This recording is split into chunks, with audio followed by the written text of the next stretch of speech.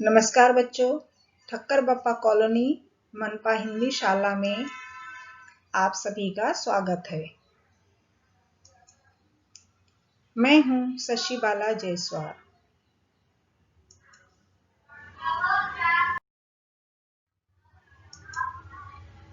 आज हम लोग कक्षा चौथी विषय परिसर अभ्यास भाग 2 पाठ दूसरा संतों के कार्य, इसके बारे में हम जानकारी प्राप्त करेंगे।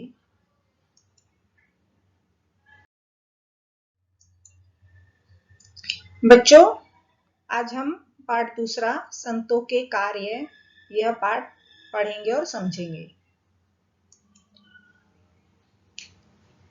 महाराष्ट्र में श्री चक्रधर, संत नामदेव, संत ज्ञानेश्वर, संत चोखा मेला जैसे संतों से संत परंपरा प्रारंभ हुई।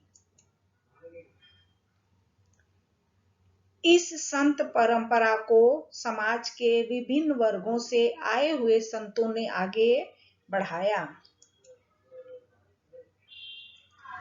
इन संतों में संत गोरोबा, संत सावता, संत नरहरि, संत एकनाथ, संत शेख मोहम्मद, संत तुकाराम, संत नीलोबा आदि संतों का समावेश होता है।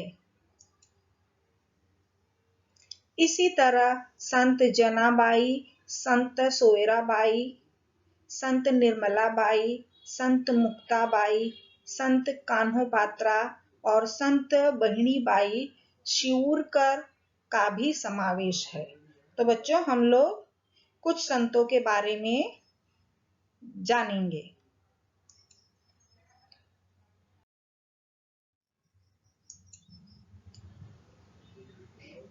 इन संतों ने लोगों को दया, अहिंसा, परोपकार, सेवा, समता तथा बंधुता आदि गुणों की शिक्षा दी।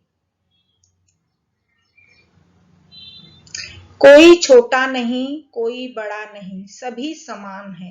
यह समता भाव उन्होंने लोगों के मन में उत्पन्न किया।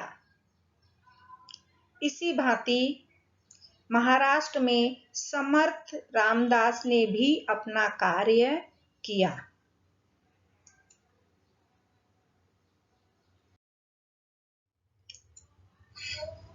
तो बच्चों, हम श्री चक्रधर स्वामी के बारे में जानेंगे।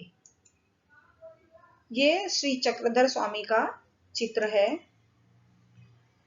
श्री चक्रधर स्वामी मूलतः गुजरात के राजपुत्र थे। वे कहाँ के रहने वाले थे बच्चों? गुजरात के।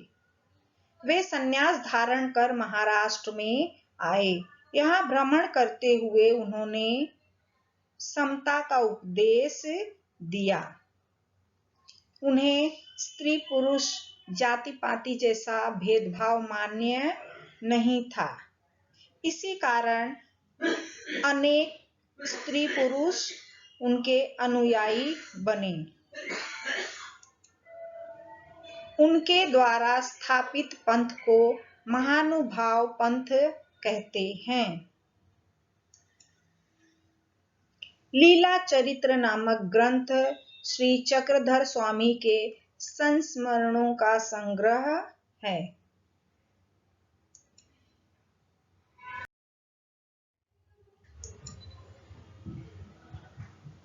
संत नामदेव। बच्चों, ये संत नामदेव का चित्र है। संत नामदेव विठ्ठल के परम भक्त थे। वे नरसी गांव के रहने वाले थे। उन्होंने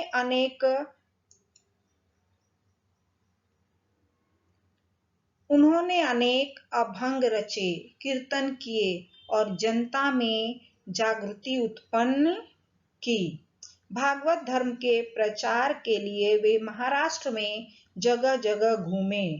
उन्होंने लोगों को अगाध भक्ति की शिक्षा दी।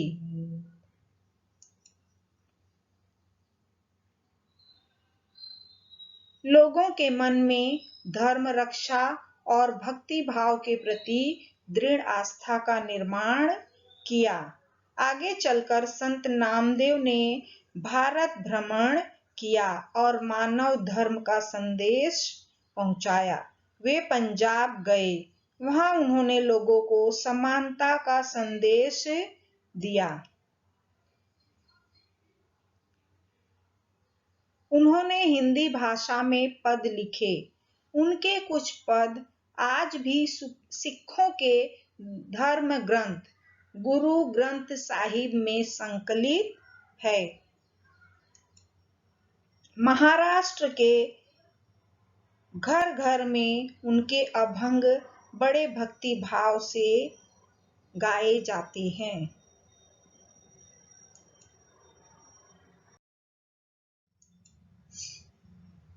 बच्चों, इसके बाद हम संत ज्ञानेश्वर के बारे में जानेंगे। देखिए, ये संत ज्ञानेश्वर का चित्र है।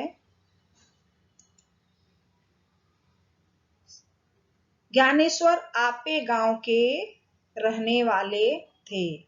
संत ज्ञानेश्वर कहाँ के रहने वाले थे? आपे गांव के। निवृत्तिनाथ और सोपाननाथ उनके भाई थे तथा मुक्ताबाई उनकी बहन थी। उस समय के कट्टरपंथी लोग इन बच्चों पर सन्यासी के बच्चे कहकर दोष लगाते थे। उसका कारण यह था कि उनके पिताजी ने सन्यास धारण कर लिया था, फलतः उन्होंने घर द्वार छोड़ दिया था। उसके पश्चात गुरु जी की आज्ञा से वे फिर घर वापस आए और एक गृहस्थ का जीवन बिताने लगे। कालांतर में उनकी ये 4 संतानें हुई। उसके बाद उस समय के कट्टरपंथी लोगों को यह मान्य नहीं था। लोगों ने उनका बहिष्कार किया। लोग उन बच्चों को प्रताड़ित करते थे।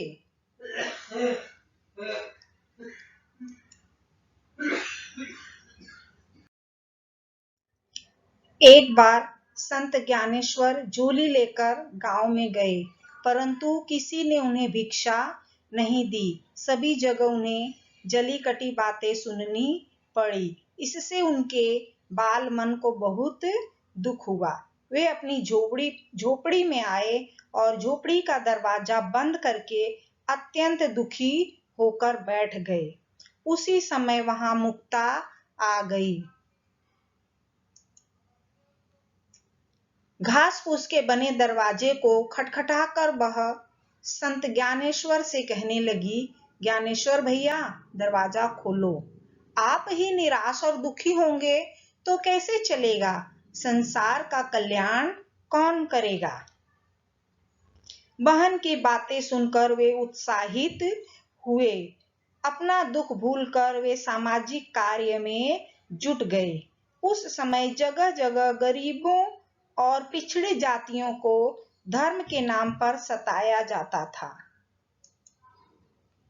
संत ज्ञानेश्वर ने लोगों को अंतःकरण से उपदेश दिया, ईश्वर पर श्रद्धा रखो, सभी के साथ संत का आचरण करो, दुखी लोगों की सहायता करो, उनके दुख दूर करो।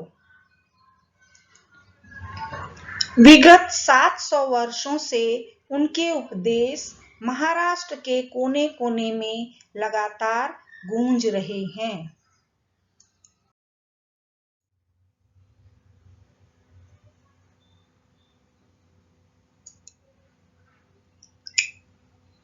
उस समय धर्म का ज्ञान संस्कृत ग्रंथों में ही बंद था।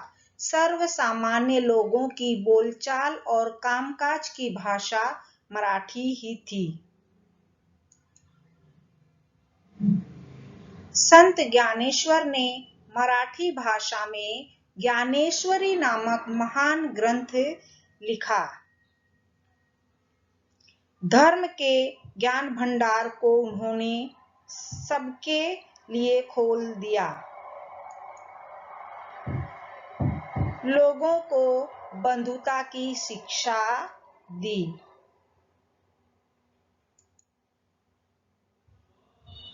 संत ज्ञानेश्वर ने युवा अवस्था में ही पुणे के पास आलंदी नामक गांव में जीवित समाधि ले ली।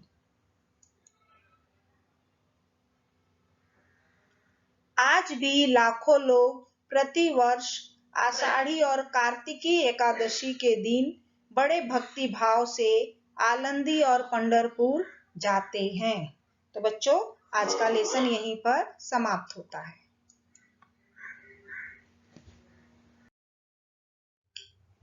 घर पर रहें, सुरक्षित रहें और अपना ख्याल रखें। धन्यवाद।